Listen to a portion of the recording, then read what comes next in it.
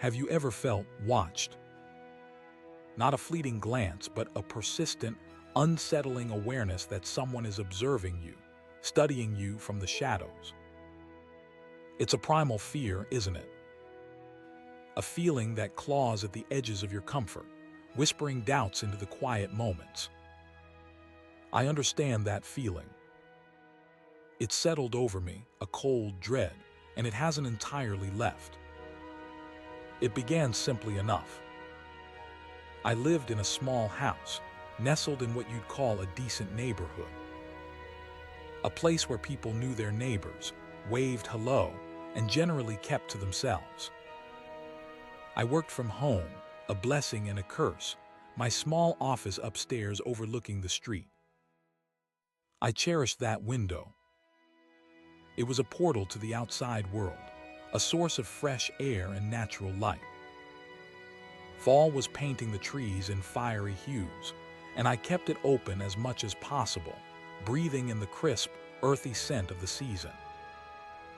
Then he appeared, just standing there, at the bottom of my driveway. Not walking by, not pausing to tie a shoe, not doing anything that would explain his presence. He was simply there, fixed, his gaze seemingly locked on my house.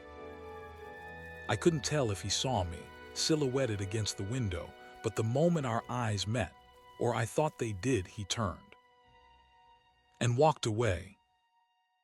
A shiver ran down my spine, a small tremor of unease. I dismissed it, telling myself I was being paranoid, that it was probably nothing.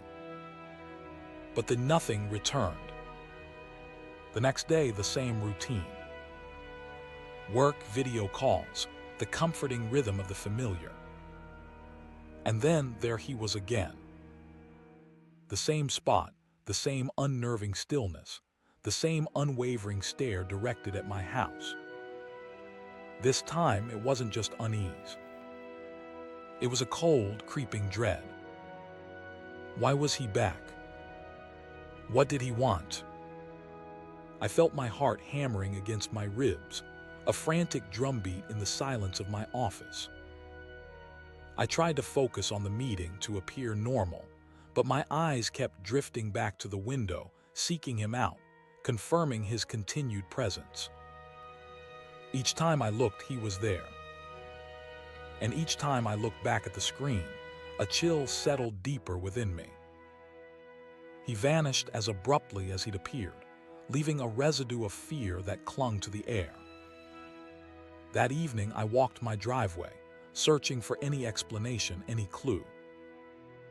A dropped object, footprints in the grass, anything.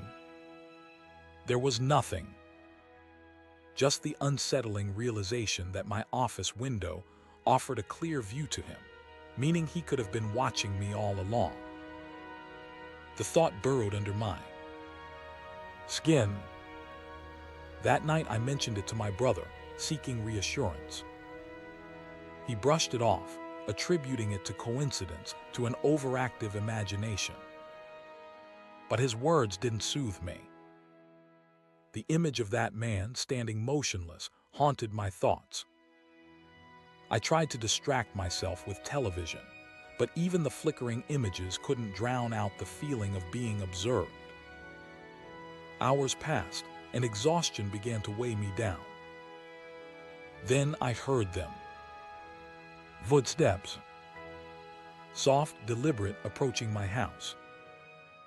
My blood turned to ice. I froze, listening intently. The footsteps paused briefly, then continued, retreating back down the driveway.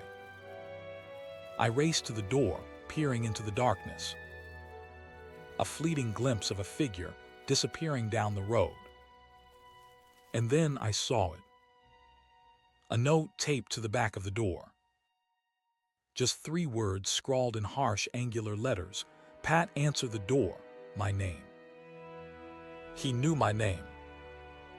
A wave of terror washed over me, so potent it almost buckled my knees. It wasn't just unsettling anymore. It was deeply, profoundly frightening. He hadn't even knocked, hadn't given me a chance to react. And the thought of answering, the thought of facing him was unbearable. I called the police, my voice trembling with fear. The officers arrived, listened to my story, and filed a report. But their reassurances felt hollow. There wasn't much they could do, they said. Just call if anything else happened. Sleep became a luxury I couldn't afford. I lay awake for hours, replaying the events of the day, the image of the note seared into my mind. Every creak of the house, every rustle of leaves outside the window, sent a jolt of adrenaline through my veins. And then just before 2 a.m. it came. A knock. A soft, persistent knock on my front door. The silence of the house became deafening. My body was rigid, paralyzed with fear. Another knock. And another. Each one echoing through the hallways, each one chipping away at my resolve. I grabbed my phone, my fingers fumbling with the buttons, and dialed 911. The operator's voice was a lifeline in the darkness. The police were on their way, she assured me. But the knocking continued, relentless, unwavering. It wasn't aggressive, not forceful, just constant. A slow, methodical rhythm of dread. The operator told me the police were 2 minutes out. Then 15 seconds passed. Then 30. A full minute stretched into an eternity. The knocking finally paused. Just as the police car's sirens wailed in the distance, the silence descended. Once more. When the officers arrived, nobody was there. They were too late. Again. They took my statement, their expressions a mixture of concern and skepticism. They promised to patrol the area, but I knew it wouldn't be enough. The weeks that followed were a blur of anxiety and hypervigilance. I jumped at every sound, scrutinized every shadow. He never returned to my door, never reappeared at the end of the driveway. But the fear remained, a constant companion. The memory of the note, the chilling knocks in the dead of night, they are etched into my soul. I still don't know who he was, what he wanted, or why he chose me. But this wasn't the end of the unsettling encounters. This was just the beginning of a pattern that seemed to follow me. Years earlier, when I was a freshman in high school, living in a remote, wooded area, the feeling of being watched resurfaced. Our house wasn't on a proper road, but on a dirt trail, making the school bus route impractical. I usually walked the mile to school, enjoying the solitude and the sounds of the forest.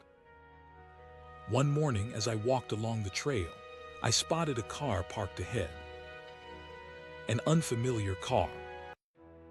A woman sat inside, her face etched with weariness, dark circles under her eyes, her hair unkempt. She glanced at me, then quickly looked away. I felt her gaze lingering on my back as I hurried past, a prickling sensation crawling across my skin. I reached school, shaken but trying to dismiss it as a random encounter. But when I told my parents that evening, their reaction was unsettling. They were worried, confused, and they started dropping me off at school for the next week, despite their demanding work schedules.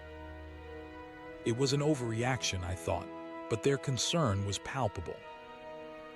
The following Monday, I walked to school again, expecting nothing out of the ordinary. But she was there. The same woman in the same car in the same spot, watching me. This time, it wasn't coincidence. It was deliberate. A wave of panic washed over me. I veered off the trail, plunging into the woods, hoping to avoid her. But she noticed. She started the car and drove closer, her eyes fixed on me. I sped up, pushing through the trees, and then I heard her. Her voice, eerily calm and loving, calling my name. My full name. It was a voice that sent shivers down my spine, a voice that held a disturbing mixture of familiarity and menace. I didn't hesitate. I ran. I didn't stop until I reached my house, breathless and terrified. My parents were horrified when I told them. And then they revealed a secret that shattered my world. The woman was my father's ex-wife, a woman he hadn't seen in almost 2 decades. A woman with a history of mental health issues, prone to disturbing obsessions. They had known all along, but hadn't wanted to frighten me. The police were notified, but their investigation yielded nothing. She seemed perfectly normal, they said. But my parents knew better. They knew she had been stalking our house, waiting for the opportunity to approach me when I was alone. They never told me what she wanted, what she was planning, or why she had chosen me. The mystery remains, a dark shadow hanging over my childhood. Years later, the feeling returned, this time in the most mundane of settings. I was working at a rundown bowling alley, a 24/7 establishment in my small town. It was a slow night, a December night shrouded in a blizzard. I was the only one on shift, cleaning lanes and staring out at the empty parking lot. Then a thud. A loud, jarring thud from behind the bowling lanes.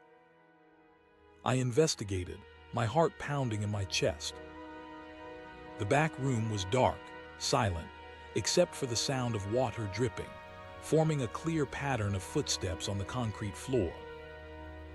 I called out, my voice trembling, but received no response. Then I saw it. An envelope taped to the wall. Inside were photographs. Polaroids taken that very night. Pictures of me working alone, cleaning the lanes, sitting by the window. One picture was disturbingly close, taken from just a few feet away. I felt sick, violated, utterly terrified. I ran to the front desk and called 911, my hands shaking so violently I could barely dial the numbers. I couldn't stay inside. I ran to my car and waited, shivering in the cold, until the police arrived. The stalker was gone, vanished into the blizzard. But the car remained, a silent witness to the terror. The police quickly identified the owner, the strange man who frequented the grocery store where I worked, the man who always came in just before closing, the man with the tired eyes and the unsettling silence. His motives were unclear, his explanations nonsensical. But it was clear he had been watching me obsessively for some time. I later learned he was deeply troubled, struggling with mental illness. I believe the only reason I hadn't been harmed was because his phone had rung while he was hiding, and the sound had startled me, alerting me to his presence. If not for that accidental ringtone, I might not be here today. These aren't isolated incidents. They're threads woven together, forming a pattern of unease that has followed me through the years. A pattern that reminds me, with chilling clarity, that sometimes the greatest dangers lurk not in the darkness, but in the quiet observation of a stranger. And it begs the question, are we ever truly alone? Are we ever truly safe? Or are we all in some way being watched? Perhaps the most terrifying realization is that often there's no explanation. No grand motive, no villainous plot, just a broken mind fixated on an unsuspecting target. And that in itself is a terrifying thought. It forces us to confront the fragility of our security, the randomness of fear, and the unsettling truth that sometimes there is no reason, only the chilling awareness of being watched,